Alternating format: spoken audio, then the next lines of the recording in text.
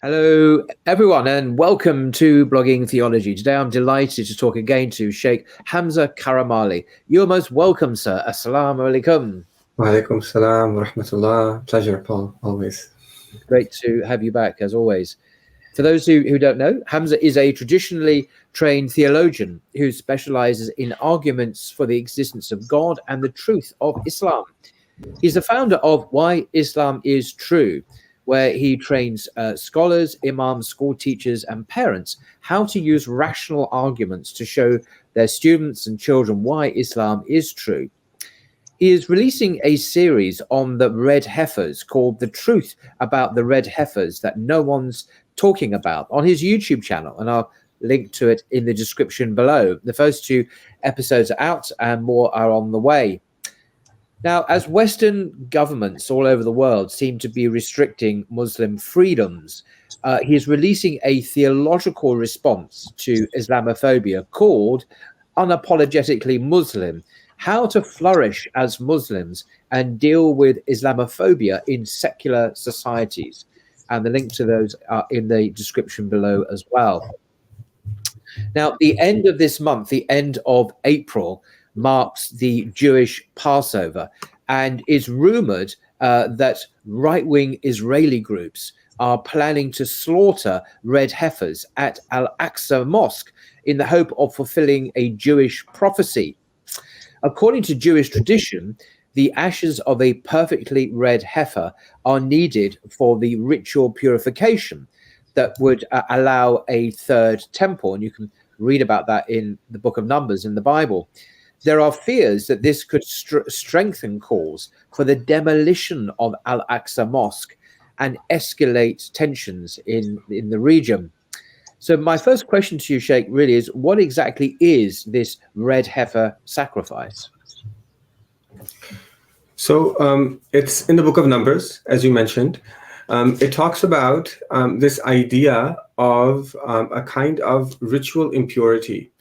Now, ritual impurity is something that we as Muslims are very familiar with, and there are certain kinds of ritual impurities that prevent us from entering mosques. So when if a Muslim, he has relations with his wife, he has a wet dream, or a woman, she has her menstrual period, then they become impure. And in order for them to enter into a mosque, they have to take a bath, a purificatory bath. There's similar rulings in Jewish law as well. But the red heifer sacrifice is about a special kind of impurity that the Jewish people, according to the book of Numbers and the Mishnah and the Talmud, they enter into when they come into contact with death. So if somebody touches a corpse, or they're in the same room as somebody who's died, then they become impure and they become unfit to enter into the Holy Temple of Jerusalem, where the Dome of the Rock currently stands, and the entire mosque complex. So in order for them to enter into that area, they have to purify themselves in a far more complicated way than Muslims need to. They recently take a shower. But they have to take the ashes of a perfectly red heifer and mix it with water. And this goes back to the book of Numbers, where it's described there's a priest who is commanded by Moses to slaughter a perfectly red heifer and then take some of the blood from that sacrifice and sprinkle it in the direction of what was then the tabernacle, the tent that the Israelites. Can I just pause you there? Sorry, just a clarification. This is the book of Numbers, which is in the Pentateuch, the Torah, chapter 19 of the book. And I'll just read the first two verses. This is the ceremony of the red heifer. Just so you know, the Lord spoke to Moses and Aaron, saying, "This is the statute of the law that the Lord has commanded. Tell the Israelites to bring you a red heifer without defect, in which there is no blemish, and on which no yoke has been laid, and you're to give it to the priest," and so on and so on and so on. You can easily just Google this. So it's an interesting chapter. And also just want to clarify one sort of technical point or theological point, about being impure for a Western audience who may not quite get the connotations of it. It doesn't mean you're sinful. It doesn't mean you're in any way a wrongdoer, does it? If you're ritually impure. And it's important because some people think, Islam teaches that women are sinful or bad people because of this, and this. It doesn't mean that at all, does it? No, it doesn't. No. Yeah. It's just a state of ritual purity that we need to enter into in order to do certain acts of worship. And there's other acts of worship that can be done even when somebody is ritually impure. But entering the mosque requires a level of purity. And entering this would apply for us as well, for entering the Dome of the Rock or entering the Al-Aqsa. But there's this special kind of impurity that's in the Bible that we don't have it in our tradition. We do have something about death that somebody there is a hadith that says that if you wash a dead body, then it's recommended to take to make a wudu, but it's not a requirement. But with this particular passage in the Book of Numbers, it says that anybody who comes into contact with death, which is going to be basically everyone at some point in their life, is going to come into contact with somebody who's died or proximity with somebody who's dying, before they can enter the temple. They need to purify themselves in a special way, and that's what this passage in the Book of Numbers is talking about. That you get a perfectly red heifer, and you slaughter it, and it's supposed to be slaughtered in where you can see the temple. So it would be right now. It would be where in the Mount of Olives, where you can see the Dome of the Rock, and then the heifer is sacrificed, and then there's some of the blood is sprinkled in the direction of the Dome of the Rock, and then it's burned to ashes. And after it's burned to ashes, it's mixed with some special water, and then that special water is what is needed to purify yourself to enter the temple. Now, for 2,000 years, this hasn't been important, because for 2,000 years, according to the Jewish people, the temple hasn't existed. So, and they haven't had a need to enter the temple. And in fact, Orthodox Judaism, Rabbinic Judaism, it said that you have to wait for the Messiah to come and rebuild the temple. So there isn't, Orthodox Judaism doesn't have this this commandment to go and rebuild the third temple. You have to wait for the Messiah and the actions of God to bring that about, and then the Messiah will come and he'll sacrifice.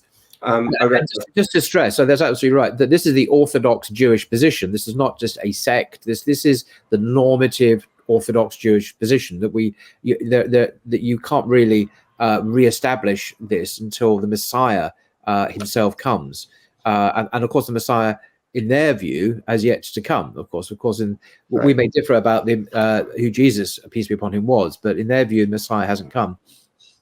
Yep.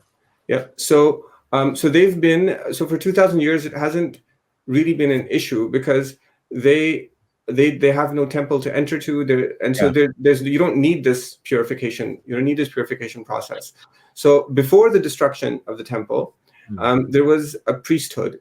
And the Jewish priests, they were the people who were responsible for administering the sacrifices and other rites that happened in the temple. And that priesthood, it ceased for all practical purposes, it ceased to exist since the destruction of the Second Temple. And then there's this phenomenon called Rabbinic Judaism, where the rabbis, they wrote the Mishnah, they wrote the Talmud, and this is where all the detailed prescriptions of Jewish law come from today. So this has been historically something that's in the books, but it's been very much in the books, and then they're just waiting for something to happen for it to kind of come back into practice. Yeah. Now, there are right-wing Jews who want to revive those sacrifices, and some of their allies are actually Christians as well, oddly, who you think the Christians will not want to revive sacrifices anymore. And there's even an institute called the Temple Institute that's dedicated to reviving that part of Jewish teaching in the Torah that hasn't been acted upon for 2,000 years, as you say. Right. So this is a modern phenomenon, and it's an aspect of religious Zionism. There's a secular Zionist movement, but there's also a religious Zionist movement, and there's been a reform, a change in Orthodox Judaism, and there's a movement to actively take steps to bring about the Messiah. And from this perspective, what they say is that we need to reinstate temple sacrifices first, and when we do that, that will bring about the Messiah that the Jewish people are waiting for. They pray for him every day in their prayers. They pray for the Messiah. It's part of their faith. So this has been gaining momentum. The Temple Institute, established in 1987, with the express purpose of rebuilding the third temple. And the thing that stood in their way was this red heifer, because you need a perfectly red heifer and you need to slaughter it, you have to burn it in order to purify yourself so that you can enter the temple complex, you can worship there, you can rebuild the temple. So perfectly red heifer is really difficult to come by. And there's a Christian evangelical rancher in Texas. His name is Byron Stinson. He has a website, byronstinson.me. He has an organization, Build Israel. So he has, like many Christian evangelicals in America, he believes that in order for the second coming of Christ to be realized, the Dome of the Rock needs to be destroyed, a Jewish temple needs to be built in its place. And then, unlike the Jews, who believe that when that happens, there'll be a Jewish Messiah, the Christians, they believe that when that happens, there's going to be an Antichrist, an evil man who's going to come, and then there's going to be terrible wars and destruction, and then they'll be taken up to heaven, they'll be saved the destruction, something called the rapture, and then they'll come back down in the second coming of Christ. So they're literally, they want huge wars, and they want many people to die. And part of that is that the third temple needs to be rebuilt. So their agenda aligns with the agenda of the Temple Institute for different reasons. And it just so happens that there is a breed of cows in Texas called the Texas Red Angus, where it's actually normal to have cows that are perfectly red. So Byron, he helped Jewish rabbis in the Temple Institute locate these perfectly red heifers as babies, and he had it tested because there's mothers who've given birth to such perfectly red heifers before, and they need to stay perfectly red for 3 years until they're fit for sacrifice. Because if in the middle there's a blemish, or there's some white hairs or some black hairs that appear, they become they're disqualified. So he located 5, and he shipped them to Israel, and they are in Israel, and they're waiting to be sacrificed. And the rumors were that they would be sacrificed during the Passover. The Temple Institute is preparing to revive the priesthood as well. So they have priesthood training sessions. Because you've got to have the priesthood. That's one of the things that I was reading the book of Numbers, chapter 19. You should give the heifer to the priest Eleazar, and it should be taken outside, etc., and slaughtered. So the heifers, you've got to have the priesthood as well, as you say. Yeah, and so they've been preparing. They've been preparing for a very long time, and they have priests who are pure, who have never come into contact with death. So they've kept them in separate and isolation, and no entering into hospital wards. And they're young, but they've reached the stage, and they're ready to sacrifice the red heifer. And then and then the goal is to rebuild the temple. And then they do practice sessions where they reenact the commandments in the Torah about what happens inside the temple, because it hasn't been done for so long. So so there's there's a revival of priesthood, and the sacrifice of this red heifer. There's four or five. They say one of them has been disqualified. Candidates that are there, and when it's sacrificed, then that's the first step towards the realization of the mission to destroy the Dome of the Rock and build the third temple in its place. They say that they'll move it, they won't destroy it, but Gosh. Well, the Passover is almost over. Does the sacrifice have to happen now? I mean, presumably not, if there's no temple and no priesthood. No, there's no requirement that this sacrifice happen during the Passover season, but it's good timing, because the heifers are coming of age. They're reaching the right age to be sacrificed, and the Passover for both the Jews and the Christians who are supporting this would be an auspicious time to do this. So for the Jews, the Passover is a celebration of their or a recollection of their being saved from slavery to the Pharaoh, and there's an event which is not in the Quran, but it's in the Bible. It says that it's in the Bible, the mission of Moses as he goes to the Pharaoh is to get the Pharaoh to set the children of Israel free. That's like the main theme. And the way that the events play out, it's played out as a battle between the God of Israel and the gods of Pharaoh. And the God of Israel defeats the gods of the Pharaoh. And part of that defeat is there's a series of plagues. There's 10 plagues that are mentioned. And the final one of those plagues is a plague where God, he comes, and the God of Israelites, he comes and he slays the firstborn of every Egyptian household. And Moses tells the Jewish people to sacrifice a lamb or a goat on the evening before the Passover, and then to take the blood from this animal and to rub it on their doorposts. And then when the God of the Israelites he'll see this blood on the doorposts, and he'll pass over those houses. Passover, that's the key thing. Is this where we get the term Passover from? It literally means to pass over something. In this sense, it's extraordinary. Yeah, so he'll pass over them, and then he'll leave their firstborns alone, but the firstborns of anybody who doesn't have that blood on their doors will be killed. So according to the Bible, that's what happened. And when that happened, then the Pharaoh said that your God's really strong and powerful, and I better let you guys go. So so go. That's a rough paraphrase, I think, of what he might have said. Yes. Yeah. You guys, yeah, that's right. Yeah.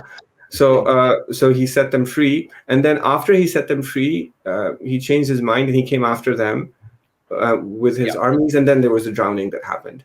But the key thing that is commemorated by the Jewish people is the Passover, and that's their they remember that this is when their God defeated the Pharaoh. That's the thing that they remember. So it's God giving them victory over their enemies after a very long period of suffering and subjugation. So for the red heifer sacrifice to happen during the Passover season, it brings all of those emotions with it. That it's a victory for the Jewish people. They've been waiting 2,000 years. And now they can, their God is on their side, and they will rebuild a third temple. So that's it would be, from that perspective, a good time to do it. And for the Christian evangelicals, Passover is associated with the crucifixion of Jesus. So if it's the time when the Son of God died for the sins of mankind, then it would be an auspicious time for something to happen during this period that would herald his coming back to earth. So that's why in the minds of those who want this to happen, it would have been a good time. Yeah. But it can happen anytime. It doesn't have to happen during this time. Yeah, it's interesting. The Gospels disagree about the date of the alleged crucifixion. The Matthew, Mark, and Luke have one date, and John has a different date, and that's an oddity in itself. But so clearly, Passover is a very important event for Jews and for Christians for different reasons. How do Muslims, though, make sense of it, do you think? Yeah, so this is really important because most Jews and Christians don't realize that we actually commemorate the emancipation of the children of Israel from the Pharaoh. And it's part of our religion. The Prophet ﷺ taught us to do that. So when the Prophet ﷺ, when he came to Medina, there was a large Jewish community that was in Medina. And this Jewish community was an old Jewish community, probably from the time of the Second Temple. They left and they came to Medina because they were waiting for the final prophet to come. So they had biblical sources that we don't have available today. And based on that, they chose this place. And there were a couple of other places in the Arabian Peninsula that they also chose, but this was one of the places. And when the Prophet ﷺ came, he found them fasting on the 10th of Muharram, which is the first month, the 10th day of the first month of the Muslim lunar calendar. And he asked, why are they doing this? Why are you doing this? And they said that this is a blessed day. They said, هَذَا يَوْمٌ صَالِحٌ in Bukhari. He said, this is the day when God saved Moses and the children of Israel from the Pharaoh. And it says that Moses fasted that day. They say that Moses fasted that day. And so we fast that day too. And the Prophet ﷺ, he said, famous saying, he said that we have more right to Moses than you do. And he fasted that day, and he commanded the Muslims to fast that day. So when the Prophet ﷺ, when he came to Medina, Ramadan had not yet become obligatory. It became obligatory in the following year. In the first year, it wasn't obligatory to fast Ramadan.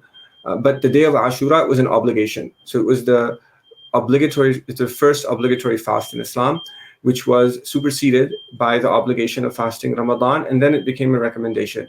And the Prophet Muhammad ﷺ, he said that anyone who fasts this day, he will have all the sins of the previous year forgiven. So Muslims all over the world, every year, they fast on the 10th of Muharram to commemorate their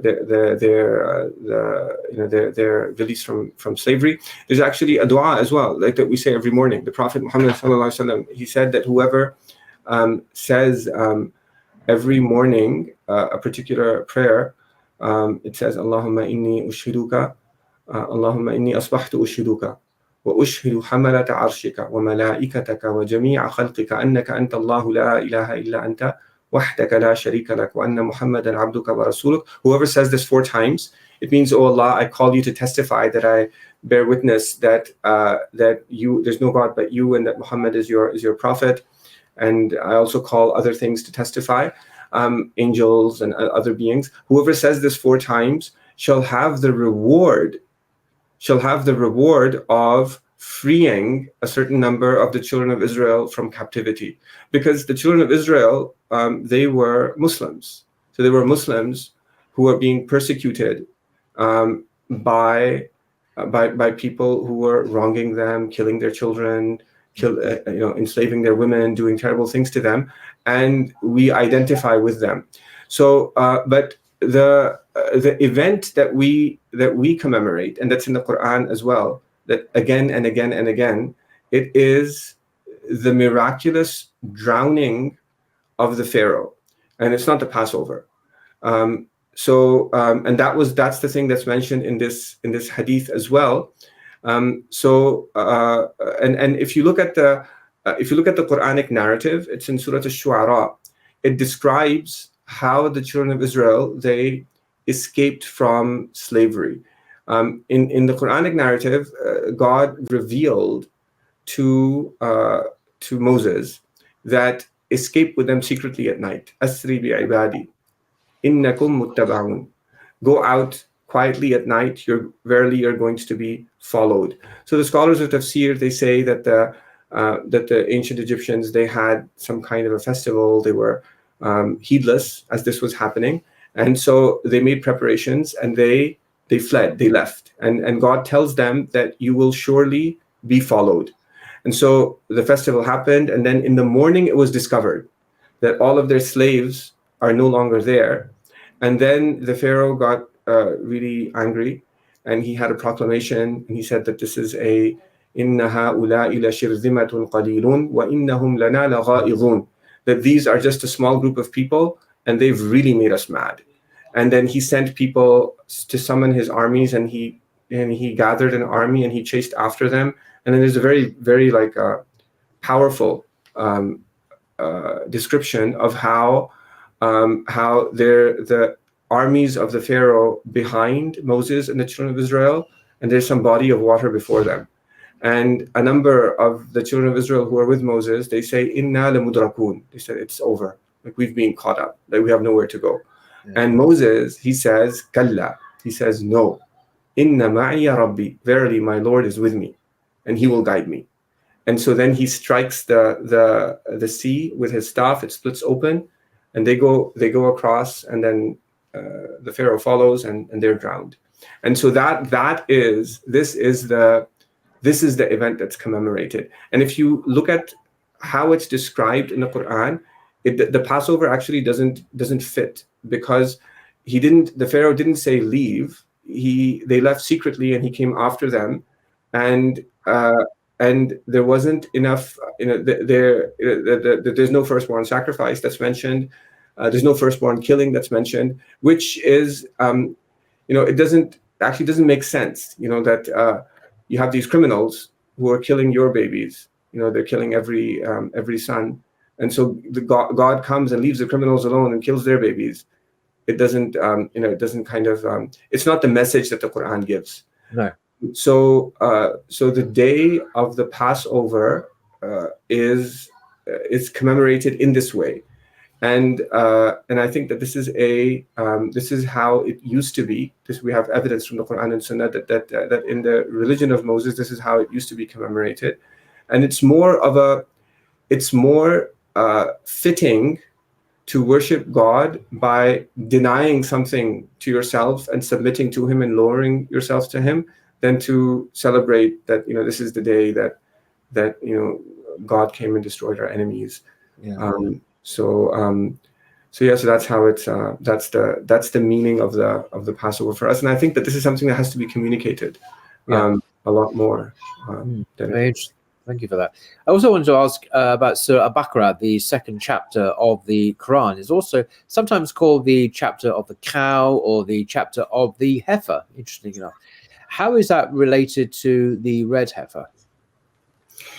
Yeah, there's a lot of people are making connections between the two, and so let me begin by just going through those verses. Let's go through those verses. So those verses they come in Surah Al-Baqarah, which is the longest chapter of the Quran, the second chapter, and the chapter is actually named after these couple of verses, because it's a distinctive event that's only mentioned in this surah and not mentioned in others. This is often the way that surahs get their name.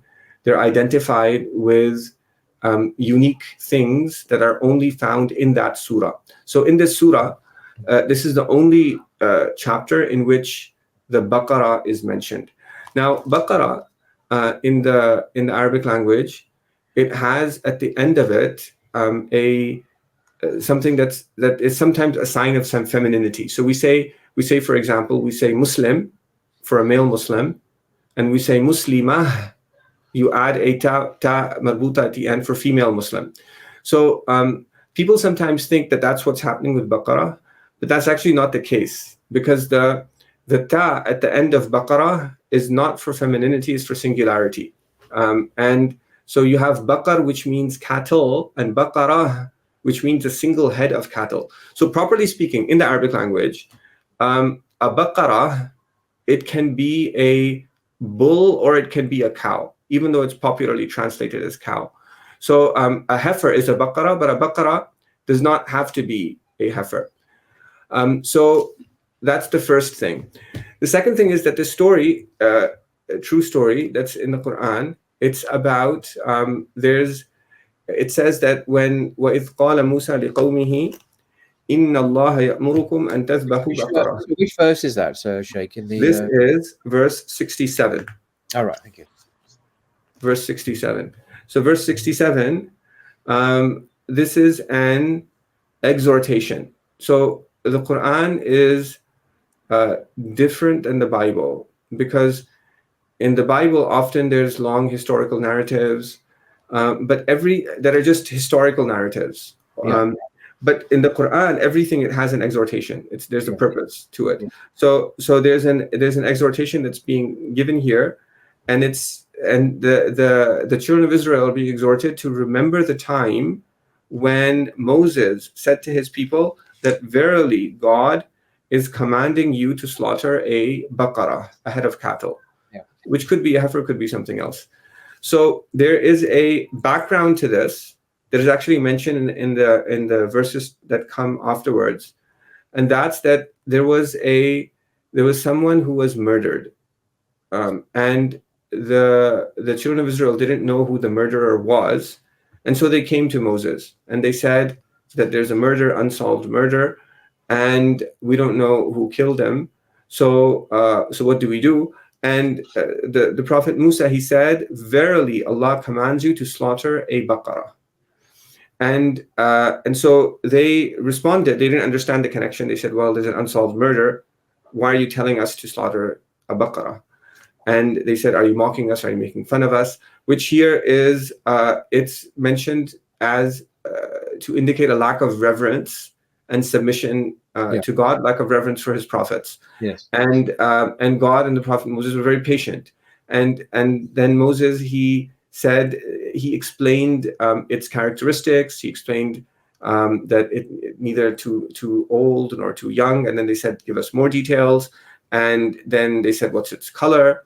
And so he said that it's yellow. So in the Quran, it's yellow, not red. However, the scholars of tafsir, they mention that what's meant by yellow is something in between black and white. And in the Arabic language, the color of camels, which is kind of yellowy red, is also known as ahmar, which is red.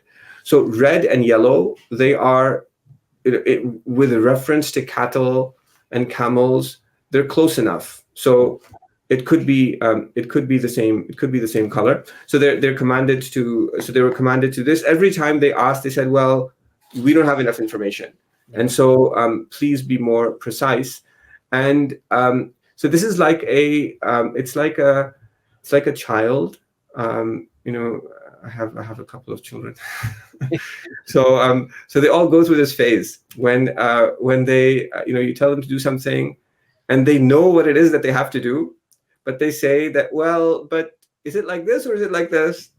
And then you say something else, and they say, well, is it like this or is it like this? And so basically what they're saying is, they're saying that, I'm really good, I'm a good person, and you're bad because you're not, and I'm not doing it, but it's not my fault, it's your fault. So it's that's the mindset that's being described here. And the scholars of tafsir, they say that the children of Israel, they shaddadu fi su'al, they were persistent and obstinate in asking questions. فَشَدَّدَ اللَّهُ عَلَيْهِمْ, and so Allah subhanahu wa ta'ala, he made it difficult for them. So all of these additional details that come every time that Moses mentions these details, all of these additional details, had they just complied in the first case and just slaughtered any cow, it would have been sufficient. But at the end, the details that were mentioned were, and this is why people make the connection with the red heifer sacrifice and this event in Surah Al-Baqarah. One of the details, it has to be perfectly yellow. Another detail that's mentioned is it has to be it can't have been used to work the fields. So in the book of Numbers, it says that it has to be an unyoked heifer, which means that it has to just, enjoy life, just nothing else. Cow's life, yes. That'd be Yeah. really So there's others that are mentioned as well. And so the scholars of tafsir, they say that the children of Israel, they searched for this perfectly red unyoked heifer, and they only found it with one person who sold it to them for a really high price. And so they had to buy it, and then they slaughtered it. They buy it and they slaughtered it, but they almost didn't do it because they weren't willing to comply. And then after they slaughtered it, then Moses, he told them to take part of the slaughtered animal and strike the dead body with it. So there's no burning to ashes. To strike the dead body with it, and then the dead body, this is mentioned in commentaries, came back to life. It came back to life, and it identified who the killers were. And so this particular case of an unsolved murder was solved. And the Quranic verses, they continue and they say, كَذَلِكَ يُحْيِي اللَّهُ الْمَوْتَى, says this is how God will resurrect the dead, which I think is really significant, because there is a reminder of the resurrection and the afterlife, and an exhortation to remember the afterlife. And in the present New Testament, there's no mention of the afterlife. And you even had, I remember we were doing an event together, talked about Sadducees and the Pharisees, and there's this long tradition in Judaism of not believing in the afterlife as well. So and I think that's significant when you kind of put all the pieces of the puzzle together. I'll come back to that. But what this shows is that this event of, if it is a heifer, it doesn't have to, but if it is a heifer, if it is a red heifer, then the purpose in the Quran is to tell the readers that Moses came with clear signs from God, and you didn't submit to him. The Prophet Muhammad sallallahu alaihi wasallam is coming from with clear signs from God. Don't do that again. Yeah. Fear the afterlife, and accept God's messengers and submit to him. It's not a purification ritual. No. So the book of Numbers is describing a purification ritual. There's no purification ritual here. No. The only thing is there's a mention of a heifer. So that's like one piece of information that we have. So we have the book of Numbers, we have Surah Al-Baqarah, and then there's the third passage that's in the Bible. Yeah. It's in Deuteronomy 21. Deuteronomy 21. Okay. So in Deuteronomy 21, it describes a case of an unsolved murder. And it says that, but it's actually not a case, it's a general rule. So the case in Deuteronomy, it resembles Baqarah, Surah Al-Baqarah, more than Numbers does. Because in Deuteronomy chapter 21, it says that if you find an Israelite lying dead in the wilderness, in between cities, and so there's a murder that's happened, and you don't know who did that murder. Yeah. Then what you do is you look at the closest cities to the person who's being killed, and the elders, the closest city, the city that's closest to it, it bears some kind of a responsibility.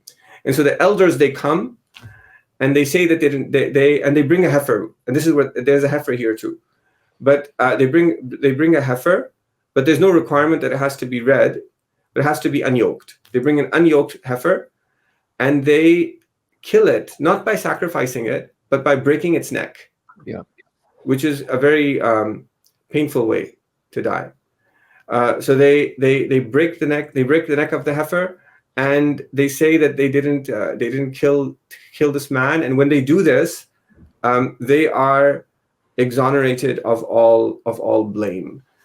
So of the two passages, this one resembles the Quranic passage more, but there's a difference. There's a number of differences. Like one of the differences is that it's a general rule, whereas in the Quran it was a specific case where and there was a miracle that happened. Somebody came back to life. And another difference is this is just a law, whereas in the Quran there's an exhortation.